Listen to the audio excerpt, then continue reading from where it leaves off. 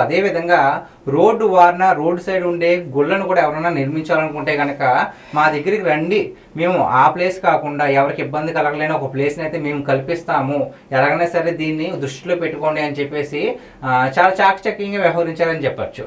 So ఇంకొక మాట ఏమన్నారంటే లాస్ట్లో, ఇప్పుడు దాకా రోడ్డుకి ఏదైతే అడ్డంగా ఉన్న విగ్రహాలు ఉన్నాయో దానివల్ల మాకు ఇబ్బంది అవుతుందని ప్రజలు అనుకుంటారో వాటిని అన్నింటినీ అది ఎవరైనా సరే మేము తొలగిస్తాము, ఎప్పుడు అన్నది చెప్పను కానీ ఖచ్చితంగా తొలగిస్తాము అని చెప్పేసి ఆయన ఒక ప్రతిపాదన అయితే చేయడం జరిగింది.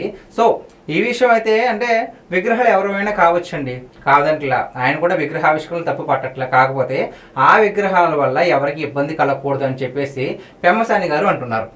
సో ఇది ఒక సెన్సిటివ్ మ్యాటరే, రేపొద్దునది వివాదాస్పదం అవ్వచ్చు అవ్వకపోవచ్చు, కానీ ఇప్పుడు దాకా ఉన్న విగ్రహాలను తీసేస్తాను అన్నారు కాబట్టి మరి సో దానికి రియాక్షన్ ఎలా ఉంటుందో మనకు తెలియదు.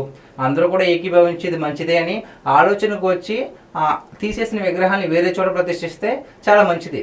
లేదు అనుకుంటే కనుక ఇది ఒక చాలా తీవ్రమైన చర్చగా నడవబోతుందండి. సో ఈ విషయం పైన మీ విలువైన అభిప్రాయాన్ని కామెంట్ రూపంలో తెలియజేయండి. Thank you.